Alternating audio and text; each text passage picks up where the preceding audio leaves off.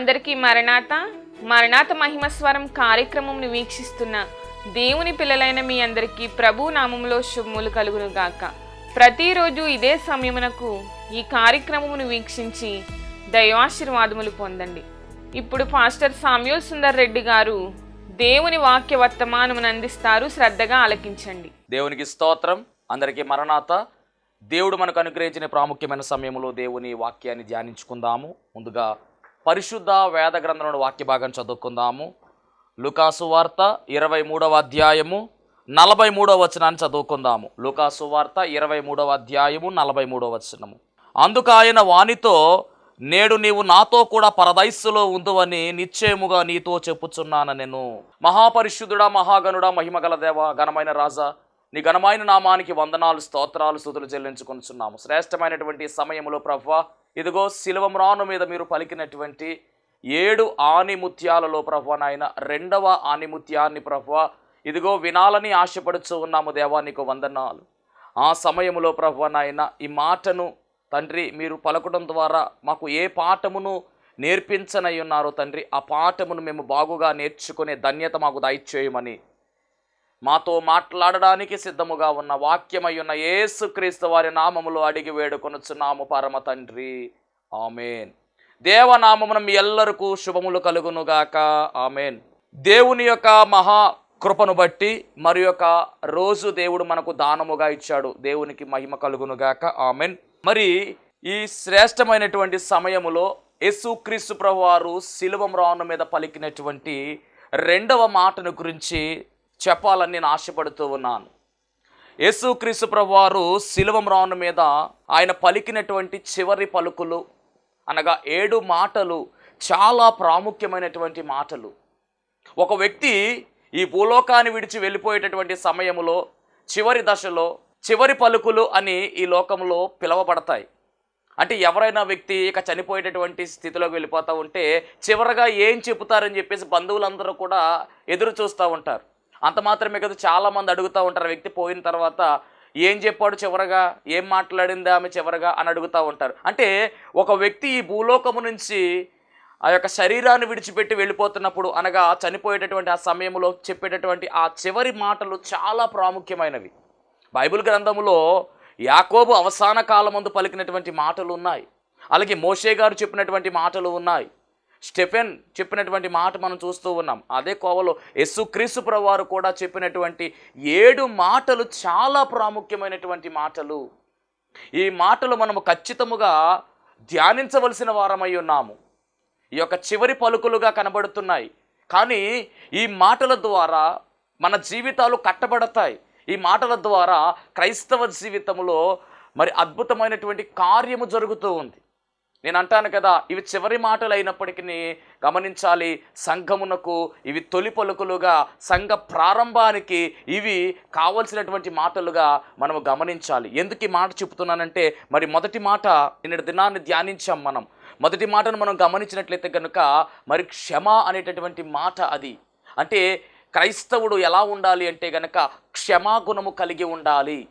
మరి క్షమాగుణము కలిగి ఉండాలి అంటే కనుక ప్రేమ కలిగి ఉండాలి. అంటే క్షమ అనేటటువంటి లక్షణము అలాగే ప్రేమ అనే లక్షణము 2 కలిగి క్రైస్తవుడు ముందుకు సాగాలని మొదటి మాట మనకు నేర్పిస్తూ ఉంది. అందుకనే యేసుక్రీస్తు ప్రభువారు చెబుతున్నటువంటి ఆ మొదటి మాట మనం జ్ఞాపకం చేసుకుంటే, తండ్రి వీరేమి చేయుచున్నారో వీరెరుగరు గనుక వీరిని క్షమించు అనేటటువంటి మాట కనబడుతూ ఉంది.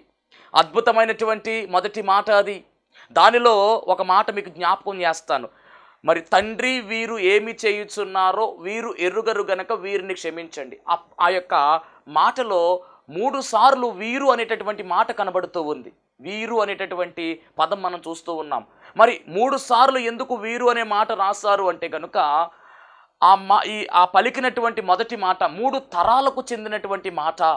మొదటి తరం మనం గమనించినట్లయితే కనుక యేసుక్రీస్తు ప్రభువారి కన్నా మరి ఆయన ఈ భూమి మీద శరీరధారిగా రాకముందు ఉన్నటువంటి తరము పితరుల తరముగా కనబడుతుంది. ఆ వారికి చెందినటువంటి మాట. అలాగే రెండవదిగా యేసుక్రీస్తు ప్రభువారు శరీరధారిగా ఈ భూలోకంలో ఉన్నటువంటి తరం ఏదైతే ఉందో ఆ తరానికి చెందినది 2వ వీరుగా. మూడవది ఏమిటంటే గనక, మూడవ వీరు దేనికి అంటే గనక ఇప్పుడు ప్రస్తుతం జరుగుతున్నటువంటి వారు, అలాగే మరి యేసుక్రీస్తు ప్రభువు వారి యొక్క రాకడ వరకు ఉన్నటువంటి వారు, వారందరినీ కలుపుకొని మరి వీరు అన్నారు. అంటే 3 తరాల వారికి చెందినటువంటి మాటగా ఆ మాట పనిచేస్తూ ఉంది. ఆయన పలికి 2000 సంవత్సరాలు అయిపోయింది. అయినప్పటికీ ఆ మాట మనం గమనించినట్లయితే కనుక ఇప్పటికీ కూడా మనం ఆ మాటను పట్టుకుని ముందుకు వెళ్ళాలి. ఎందుకు అంటే ప్రేమ గుణము మనలో ఉండాలి, ప్రేమతత్వం మనలో ఉండాలి. అంత మాత్రమే కాదు, క్షమాగుణం మనలో ఉండాలి, క్షమించాలి, ఇతరులను మనం క్షమించాలి అనే విషయాన్ని కూడా ఆ మాట మనకు జ్ఞాపకం చేస్తూ ఉంది. క్రైస్తవ్యం ఎలాగ ఏర్పడింది అంటే దాని పునాది ఎక్కడ ఉందంటే క్షమ మీద కట్టబడింది. అనగా క్షమాగుణం కలిగి ఉండాలి, ప్రేమతత్వం కలిగి ఉండాలి. ఇవి 2 మిళితము అయ్యి పునాదిగా ఏర్పడిందే క్రైస్తవ్యం అనే విషయాన్ని కూడా ఆ మాట మనకు చాలా స్పష్టముగా సెలవిస్తూ ఉంది. తను హింసిస్తున్న వారిని కూడా ఆయన క్షమించినటువంటి గొప్ప తత్వము ఆ మాటలో ఉంది. తను హింసిస్తున్న వారి కొరకు ప్రార్థన చేసినట్టుగా కూడా మరి ఆయన అక్కడ మాటలో మనకు తెలియచేస్తూ ఉన్నాడు. ఎంత గొప్ప అద్భుతమైనటువంటి ప్రార్థన, అలాగే విజ్ఞాపన ప్రార్థన, క్షమతో కూడినటువంటి విజ్ఞాపన ప్రార్థన యేసుక్రీస్తు ప్రభువారు చేసినట్టుగా మనము కూడా చేయాలని చెప్పేటటువంటి మాటే ఆ మొదటి మాట.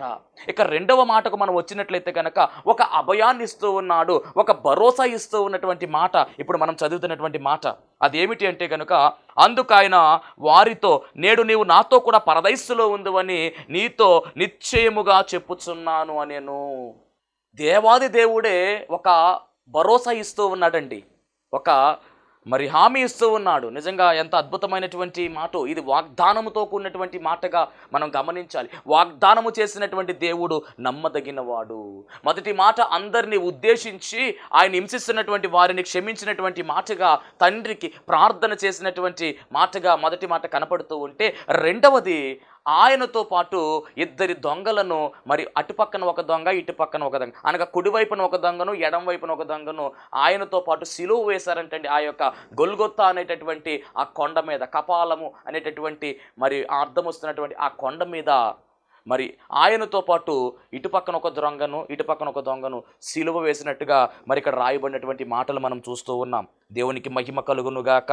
మరి లూకాసు వార్త 23వ అధ్యాయం 39వ వచనం మనం చూసినట్లయితే కనుక అక్కడ కనబడుతున్నటువంటి మాట, వేలాడవేయబడిన ఆ నేరస్తులలో ఒకడు ఆయనను దూషించుచు నీవు క్రీస్తు గదా అంటే ఇద్దరిని కూడా మరి అక్కడ అటుపక్కన ఇటుపక్కన కూడా వేలాడదీసినట్టుగా మనం చూస్తూ ఉన్నాం. ఏదేమైనప్పటికీ గమనించాలి, ఆ యొక్క దొంగలలో ఒక దొంగతో మరి యేసుక్రీస్తు ప్రభువు వారు చెప్తున్నటువంటి మాట, కుడివైపున దొంగ, ఎడం వైపున దొంగ అనేటటువంటి మాట ఇక్కడ మనకు కనపడదు. కానీ ఒక దొంగతో ఆయన చెబుతున్నటువంటి మాట ఏమిటంటే, నేడు నీవు నాతో కూడా పరదైస్సులో ఉందని ఆయన చాలా స్పష్టముగా చెబుతూ ఉన్నాడు. ఒక బంపర్ ఆఫరు ఆయనకి ఇస్తున్నట్టుగా మనం చూస్తూ ఉన్నాం. ఎంత ఆధిక్యత! అదేంటి, ఈ దొంగ మారాడా ఏంటి? అసలు ఆయన 2 దొంగల్లో ఒకడికే ఎందుకు ఇంత ఆధిక్యత ఇచ్చాడు? ఈ విషయాన్ని ఈరోజు మనం చాలా జాగ్రత్తగా మనము అధ్యయనం చేయవలసిన వారమై ఉన్నాం. చాలామంది ఈ దొంగల గురించినటువంటి చరిత్రలో వాళ్ళ పేర్లు కూడా చెబుతూ ఉంటారు. మరి చరిత్రకారులు రాసినటువంటి పుస్తకాల ద్వారా చెబుతున్నటువంటి పేర్లు అవి. కానీ పరిశుద్ధ గ్రంథంలో దొంగల పేర్లు రాయలేదు. ఆ దొంగల గురించి చరిత్ర మనకి వారి పేర్లు ఏమి ప్రస్తావించలేదు. కానీ వారి గురించి చెప్పినటువంటి మాట ఏమిటంటే, మత్తయి సువార్త మనం చూసినట్లయితే కనుక 27వ అధ్యాయం 38వ వచనంలో అంటున్న మాట, వారు బందిపోటు దొంగలు అని చెప్తూ ఉన్నారు. ఒకసారి మనం చదివినట్లయితే కనుక మత్తయి సువార్త 27వ అధ్యాయములో ఈ మాటలు మనకు కనబడుతున్నాయి. దేవుని బిడ్డలారా, 38వ వచనము, అప్పుడు యేసు 27వ అధ్యాయము 38వ వచనాన్ని మనం చూస్తే, మరియు కుడివైపున ఒకడును ఎడం వైపున ఒకడును 2 బందిపోటు దొంగలు ఆయనతో కూడా సిలువ వేయబడిరి. కుడివైపున ఒకడు, ఎడం వైపున ఒకడు, 2 బందిపోటు దొంగలను ఆయనతో కలిపి ఏం చేశారంటే సిలువ వేసినట్టుగా మనకు కనబడుతూ ఉంది. అలాగే మార్కు సువార్తలో కూడా మరి కనపడే మాట 2 బందిపోటు దొంగలని రాశారు. అలాగే లూకాసు వార్తలో మనం చూసినట్లయితే కనుక 23:33లో రాయబడినటువంటి మాట, 2 నేరస్తులు అని చెప్పేసి లూకాసు వార్తలో మరి మనకి వాక్యములు రాశారు. 23వ అధ్యాయములో 33వ వచనాన్ని చూసినట్లయితే కనుక మనకు కనబడుతుంది, వారు కపాలమనబడిన స్థలమునకు వచ్చినప్పుడు అక్కడ కుడివైపున ఒకరిని, ఎడం వైపున ఒకరిని, ఆ నేరస్తులను ఆయనతో కూడా సిలువ వేసిరి. చూసారా, అంటే కుడివైపున ఒకడు ఎడం వైపున ఒకడు నేరస్తులు అని చెప్తాను. అంటే బందిపోటు దొంగలు వారే, నేరస్తులు వారే. అంటే ఇక్కడ బందిపోటుల దొంగ పిలువబడ్డారు, అలాగే నేరస్తులుగా పిలువబడుతున్నారు. అంటే బందిపోటు దొంగలు అని ఎందుకు అంటున్నారు అంటే కనుక వీరి యొక్క తత్వం ఏమిటంటే దారిలో వెళుతున్నటువంటి వారిని అర్ధరాత్రి వేళ సమయంలో, రాత్రికాల సమయంలో ఎవరు లేనటువంటి ఆ యొక్క ప్రదేశంలో ఎవరైనా ఒంటరిగా వెళుతూ ఉంటే వారి మీద పడి వారికి ఉన్నదంతా కూడా దోచుకుని వెళ్ళిపోయేవారంట. ఎవరైనా ఏమని ఇవ్వకపోతే కనుక వారిని చంపేసేవారంట. అంటే అత్యంత కిరాతకులుగా వీరు పిలువబడుతూ ఉన్నారు. బందిపోటు దొంగలు అంటే దాడి చేస్తారు, ఒకవేళ వాళ్ళు ఏదైనా ఇవ్వకపోతే మట్టుకి ఖచ్చితముగా చంపేస్తారు. అంటే కరుణ కానీ, దయ కానీ, జాలి కానీ ఏమీ లేనటువంటి కఠోరమైనటువంటి వారు, కఠినమైనటువంటి హృదయం కలిగిన వారు. వీరికి ప్రేమ కట్ట ఏమి ఉండదు. ఇంకా డబ్బే వీళ్ళ యొక్క ప్రపంచం అయిపోయింది, వస్తువులు ఆభరణాలు వీళ్ళ ప్రపంచం అయిపోయింది, దోచుకోవడమే వీళ్ళ యొక్క ధ్యేయముగా మారిపోయింది. అలాంటి వారు ఈ కఠినమైనటువంటి మరి బందిపోటు దొంగలు అనే విషయాన్ని నేను మీకు తెలియజేస్తూ ఉన్నాను. అంటే దొంగలు కాదు వీరు, ఇంతకీ బందిపోటు దొంగలుగా ఉన్నారు, అలాగే నేరస్తులుగా ఉన్నారు, అంటే హత్యలు చేసిన వారుగా కూడా కనబడుతూ ఉన్నారు. అలాంటి చరిత్ర కలిగినటువంటి వారితో మరి యేసుక్రీస్తు ప్రభు వారిని శిలువ మీద వేలాడదీస్తూ ఉన్నారు. యేసయ్యకు పక్కన కుడివైపున ఒక దొంగ, ఎడం వైపున ఒక దొంగ. అంటే ఇద్దరు దొంగల మధ్యలో యేసుక్రీస్తు ప్రభు వారిని శిలువ వేశారు. మరి ఆయనలో ఏ పాపమైనా ఉన్నదా, ఆయనలో ఏ దోషమైనా ఉన్నదా, ఆయనలో ఏ తప్పిదమైనా ఉన్నదా, ఏ పొరపాటైనా ఉన్నదంటే ఆయనలో ఏ తప్పిదము లేదు, ఆయనలో ఏ పాపము లేదు, ఆయనలో ఏ కపటము లేదు. ఆయన పరిశుద్ధుడై ఉన్నాడు. ఆయన జన్మములో ఆయన పాపము కాదు, ఆయన మరి పుట్టుకలో పరిశుద్ధత ఉంది. జన్మతః పాపి కాదు ఆయన, పుట్టుకలో పరిశుద్ధత ఉంది. అలాగే ఆయన యొక్క జీవన విధానములో పరిశుద్ధత ఉంది. ఆయన నడిచినటువంటి విధానములో, ఆయన మాట్లాడినటువంటి ప్రతి మాటలో కూడా పరిశుద్ధత కనపరిచాడు. ఎక్కడ కూడా పాపాన్ని అంటించుకోకుండా ఆయన ఉన్నట్టుగా మనం చూస్తూ ఉన్నాం. మరి అలాంటి దేవుడు మన కోసము పాపిగా ఎంచబడ్డాడు. శ్రమకాల ధ్యానాల్లో సిలువలో ఆయన పలికినటువంటి రెండవ మాటను ధ్యానిస్తున్నాం. మనం అందరము కూడా గమనించాలి. సిలువం రాను మీద ఆయన పడుతున్నటువంటి వేదన, సిలువం రాను మీద ఆయన పడుతున్నటువంటి ఆ యొక్క శోధన ఎవరి కోసమో తెలుసా? మన కోసమే. మనము ఉండాలి ఆ ప్రదేశములో, మనం వేలాడాలి. ఆ శిక్షకు పాత్రలు మనము, ఆయన కాదు. మన కోసము, మనకు బదులుగా ఆయన తన అమూల్యమైనటువంటి రక్తమును ఆయన ధారపోస్తూ ఉన్నాడు. తన విలువైనటువంటి ప్రాణమును మన కొరకు ఆయన అర్పిస్తూ ఉన్నాడు. తన్ను తాను రిక్తునిగా చేసుకుని తన్ను తాను సమర్పించుకున్నాడు, తన్ను తాను వెలగా చెల్లించుకున్నాడు. కారణం ఏంటో తెలుసా? మనల్ని అమితముగా ప్రేమించాడు. మనము నశించిపోకూడదు, మనము శిక్షకు గురి కాకుండా ఉండాలి అని మన శిక్ష అంతా కూడా ఆయన మీద వేసుకున్నాడండి. మౌనముగా మారిపోయాడు. ఆయన భరిస్తూ ఉన్నాడు. భరించలేనటువంటి వేదన ఆయన అనుభవిస్తూ ఇద్దరి దొంగల మధ్యలో ఆయన నేరస్తుడిగా నిలబడ్డాడు. ఎందుకో తెలుసా? సర్వ మానవాళి కొరకు, ప్రతి ఒక్కరి కొరకు ఆయన ప్రతి ఒక్కరి కొరకు ప్రాణము అర్పిస్తూ ఉన్నాడు. ఈ ప్రపంచంలో ఉన్న సర్వ మానవాళి కొరకు ఆయన బలిగా ఎంచబడ్డాడు, బలి పశువుగా మారిపోయాడు. పస్కా బలి పశువుగా ఆయన పిలువబడ్డాడు. పరిశుద్ధ శుక్రవారమైనటువంటి శుభ శుక్రవారం రోజున, అనగా పస్కా పండుగ రోజున ఆయన పస్కా బలి పశువుగా వధించబడుతూ ఉన్నట్టుగా మనము చూస్తూ ఉన్నాము. ఉదయకాలము మరి 9 గంటలకు ఆయన శిలువ మీద వేలాడుతూ ఉన్నాడు. దాదాపుగా 6 గంటలు ఆయన శిలువ రాను మీద ఉన్నాడు. ఇటు పక్కన ఒక దొంగ ఉన్నాడు, ఇటు పక్కన ఒక దొంగ ఉన్నాడు. ఎందుకు దొంగల మధ్యలో ఆయన ఉండవలసి వచ్చింది అంటే గనక గమనించాలి దేవుని జనాంగమా, లేఖనము నెరవేరాలి. లేఖనము నెరవేరుటకై ఈ లోకము పాపం పోవుటకై, లేఖనము నెరవేరుటకై ఈ లోకపు పాపము పోవుటకై, పావనుడేసుని రక్తమును గల, పావనుడేసుని రక్తమును గల మూపదిరుకల మూటదిగో, మూపదిరుకల మూటదిగో, అదిగదిగో అల్లదిగో, కల్వరి మేటుకు దారదిగో, ఆ ప్రభువును వేసిన సిలువదిగో, అదిగదిగో. అవును, లేఖనము నెరవేరడానికే ఆయన మరి ఆ ఇద్దరి దొంగల మధ్యలో ఆయన ఉన్నట్టుగా మనకు కనబడుతూ ఉంది. లేఖనము యేసుక్రీస్తు ప్రభువారి జీవితం అంతా కూడా లేఖనాల నెరవేర్పే. ప్రవచనాలన్నీ కూడా ఆయన నెరవేర్చడానికి వచ్చాడు. ఆయన గురించి గ్రంథపు చుట్టల్లో ఏవైతే రాయబడ్డాయో అవన్నీ కూడా ఆయన నెరవేర్చినట్టుగా రాయబడింది. ధర్మశాస్త్రమును కొట్టివేయడానికి నేను రాలేదు, ధర్మశాస్త్రమును నెరవేర్చడానికే వచ్చానని ఆయనే స్వయంగా చెప్పాడు. ప్రతి లేఖనము కూడా ఆయన యందు నెరవేరినట్టుగా మనము చూస్తూ ఉన్నాము. ఇది కూడా ఒక లేఖనమే. గమనించాలి. భక్తుడైనటువంటి యెషయా రాసినటువంటి గ్రంథము, యెషయా గ్రంథము 53వ అధ్యాయము 12వ వచనం మనం చూసినట్లయితే కనుక మనకు కనబడుతూ ఉంది. మధ్యలో చదువుతున్నాను, చాలా జాగ్రత్తగా గమనించండి. అతిక్రమము చేయువారిలో ఎంచబడిన వాడాయను, అనేకుల పాపమును భరించుచు తిరుగుబాటు చేసిన వారిని గూర్చి విజ్ఞాపనము చేసెను.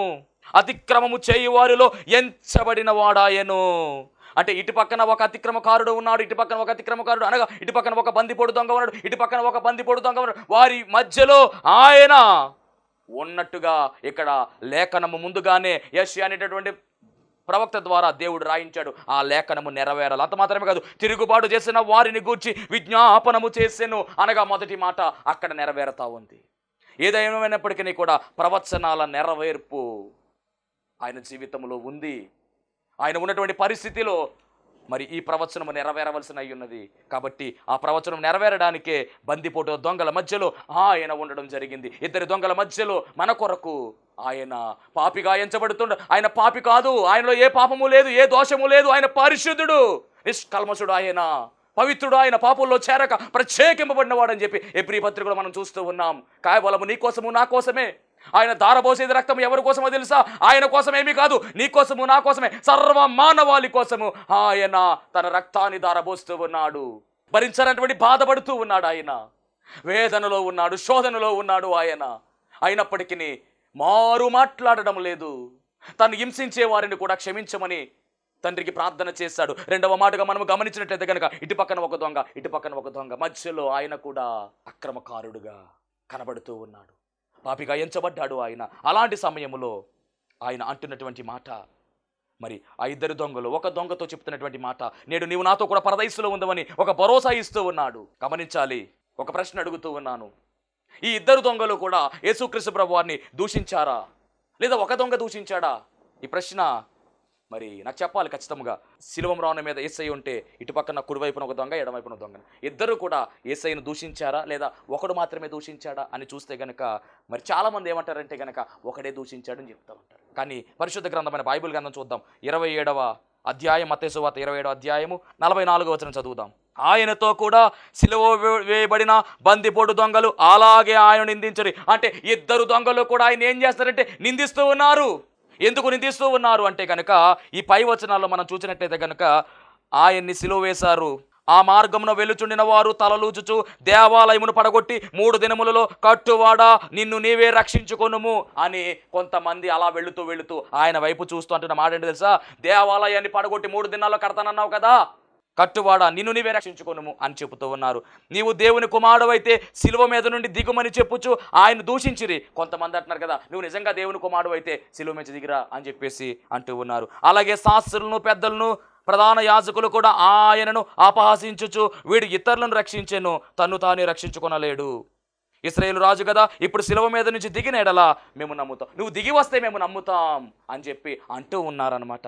అంత మాత్రమే కాదండి, వాడు దేవుని విశ్వాసం ఉంచెను, నేను దేవుని కుమారుడని చెప్పాను కనుక ఆయనకిచ్చుడైతే ఆయనే తప్పిస్తాడని చెప్పి ఏమంటే సిలువ మ్రాను మీద ఉన్నటువంటి ఆయన్ని చిత్రవదమైనటువంటి మాటలతో, నోటి మాటలు కత్తిపోట్లు లాంటివని చెప్పుకున్నాం మనం. ఇక్కడ కూడా అలాంటి మాటలతో ఆయన చిత్రవద చేస్తున్నారు. నువ్వు దేవుని కుమారుడు దిగిరా అని చెప్పేసి ఎలా చేసి నువ్వు దిగి వస్తే మేము నమ్ముతాం అంటూ ఉన్నారు. వాళ్ళు అంటూ ఉంటుంటే ఈ దొంగలకి ఏమీ తెలియదు. కానీ వీళ్ళు కూడా ఏమంటున్నారంటే కనుక వీళ్ళు నేరస్తులయ్యుండి ఈయన్ని వాళ్ళు ఏమంటున్నారో అలాగే అంటూ ఉన్నారు. సిలువ వేయబడినటువంటి బందిపోటు దొంగలు కూడా అలాగే నిందిస్తున్నారండి ఆయన్ని. కింద ఉన్నటువంటి వారు నిందిస్తున్నారు, పక్కన ఉన్నటువంటి దొంగలు కూడా ఏం చేస్తున్నారు, నిందిస్తూ ఉన్నారు, అనరాని మాటలు అంటూ ఉన్నారు. అప్పుడు యేసుక్రీస్తు ప్రభు వారు మనం గమనించినట్లయితే కనుక దొంగలు కూడా వారిని దూషిస్తూ ఉన్నారు. మరి ఇలా దూషిస్తున్నటువంటి ఈ దొంగలు పైగా దొంగతనం చేశారు, దూషిస్తూ ఉన్నారు.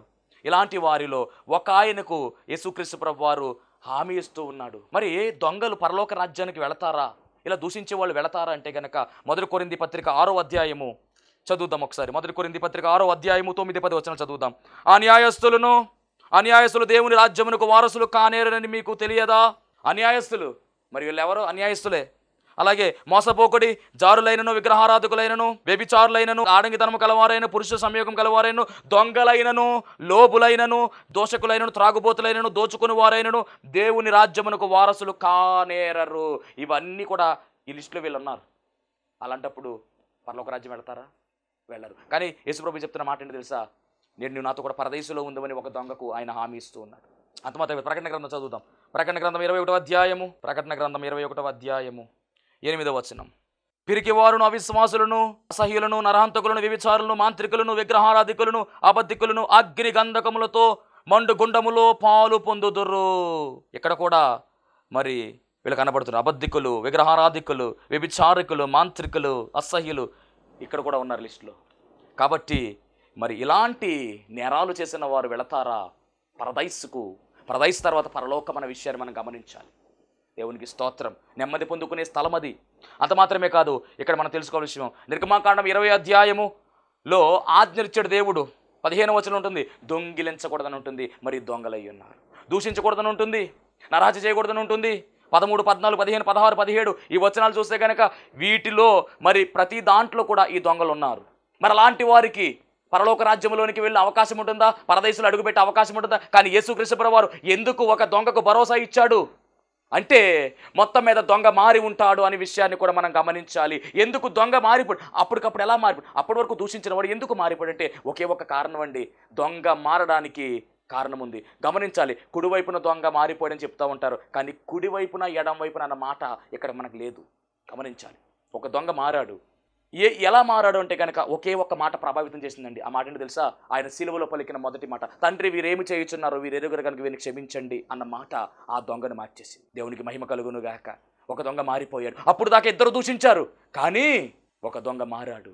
ఎప్పుడైతే అందరూ దూషిస్తున్నారో, అందరూ కొట్టి, అందరూ ఎంత ఏలన చేసినా కానీ ఆయన ఎవరిని కూడా ఏమి అనకుండా తండ్రి వీరేమి చేయుచున్నారు వీరెరుగురు కనుక వీరిని క్షమించండి అన్న ఆ మాట ఒక దొంగని ప్రభావితం చేసింది, మార్చేసిందండి.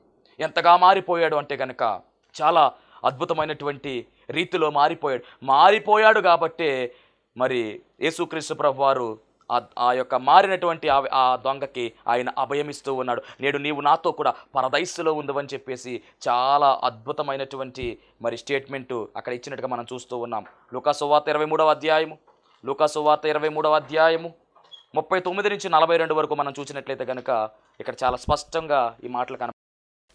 లూకాసు సువార్త 23వ అధ్యాయము 39 నుంచి 42 వరకు కూడా మనము చూడగలిగితే, వేలాడవేయబడిన ఆ నేరస్తుల్లో ఒకడు ఆయనను దూషించుచు, నీవు క్రీస్తువు కదా, నిన్ను నీవే రక్షించుకొనుము, మమ్మను కూడా రక్షించుమని చెప్పాను. అయితే రెండవ వాడు వారిని గద్దించి, ఇందాక ఇద్దరూ దూషించారు, కానీ ఈ మాట పలికిన తర్వాత ఒకడు సైలెంట్ అయిపోయాడండి. ఒకడైతే మట్టికి ఇంకా దూషిస్తూ ఉంటే ఈ రెండో వాడు అంటున్నాడు కదా, గద్దిస్తున్నాడు ముందు. వాడిని గద్దించి, నీవు అదే శిక్షా విధిలో ఉన్నావు కనుక దేవునికి భయపడవా అంటే దేవునికి భయపడుతున్నాడు. అలాగే మనకైతే ఇది న్యాయమే, మనము చేసిన వాటికి తగిన ప్రతిఫలం పొందుకుంటున్నాము, కానీ ఈయన ఏ తప్పిదము చేయలేదని చెప్పి ఆయన్ను చూచి, యేసు నీవు నీ రాజ్యములోనికి వచ్చినప్పుడు నన్ను జ్ఞాపకము చేసుకునమని ఆయనతో అనగా, అందుకు ఆయన వారితో, నేడు నీవు నాతో కూడా పరదేశంలో ఉంది. ఏమంటే ఎంత అద్భుతమైన మార్పు! ఏమంటే తక్కువ సమయంలో ఎక్కువ పని చేశాడని మరి మనం గమనించాలి. ఈ ఒక్క వ్యక్తి, ఇద్దరు దొంగలు ఉన్నారు, పక్కనే ఉన్నారు, కానీ రక్షణ అనుభవంలోనికి వచ్చింది ఎవరు అంటే ఆఖరి క్షణములో పరదైస్సు అనేటటువంటి మాట యేసుక్రీస్తు ప్రభువారు నోట నుండి పలికించిన వ్యక్తి ఎవరు అంటే ఈ దొంగ. అప్పటి వరకు కూడా పరదైస్ అనే మాట ఎక్కడ మనకు కనబడదు. బైబిల్ గ్రంథంలో పరదైస్ అనే మాట కనబడలేదు ఎక్కడా కూడా. యేసుక్రీస్తు ప్రభువారు మొట్టమొదటిగా రివీల్ చేస్తూ ఉన్నాడు. దేవునికి మహిమ కలుగును గాక. ధనవంతుడు లాజరులో నెమ్మది పొందుకునే స్థలం అని రాయబడింది, కానీ ఇక్కడైతే మట్టికి డైరెక్ట్గా ఆయన చెప్తున్నటువంటి స్టేట్మెంట్ ఏంటో తెలుసా? నేడు నువ్వు నాతో కూడా పరదైస్సులో ఉండు అంటూ ఉన్నాడు. అంటే పరదైస్ అనేది ఒకటి ఉన్నది అనే విషయాన్ని కూడా ఆయన ఎక్కడికి వెళుతున్నాడో, దీని తర్వాత ఎక్కడికి వెళుతున్నాడో కూడా అక్కడ బయలుపడిందండి. ఎంత గొప్ప విషయం గమనించండి. ఈ దొంగ తక్కువ సమయంలో ఎక్కువ పని చేశాడు. సమయాన్ని వృధా చేసుకోలేదు, సమయాన్ని సద్వినియోగం చేసుకోవాలి. తక్కువ సమయం మనది కాబట్టి ఈ దొంగ అయితే మట్టికి ఆఖరి క్షణంలో మారిపోయాడండి. ఎలా మారిపోయాడంటే కనుక ఒప్పుకుంటున్నాడు, తప్పు ఒప్పుకుంటున్నాడు, పాపాన్ని ఒప్పుకుంటున్నాడు. మనకి ఇది న్యాయమే, మనము పాపులుగా ఉన్నాం కూడా మన శిక్ష వచ్చిందని, అంటే పాపాన్ని మనం ఒప్పుకోవాలి. రెండవదిగా మనం గమనిస్తే కనుక యేసుక్రీస్తు ప్రభువు వారు కూడా సాక్ష్యం చెప్తా ఉన్నాడు. ఆయన నీతిమంతుడు, అని చెప్తూ ఉన్నాడు.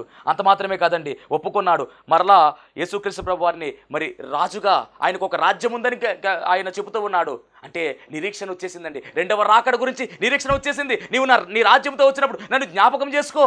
అబ్బా, ప్రార్థన చేస్తూ ఉన్నాడు. ఎంత గొప్ప కార్యం అండి ఇది.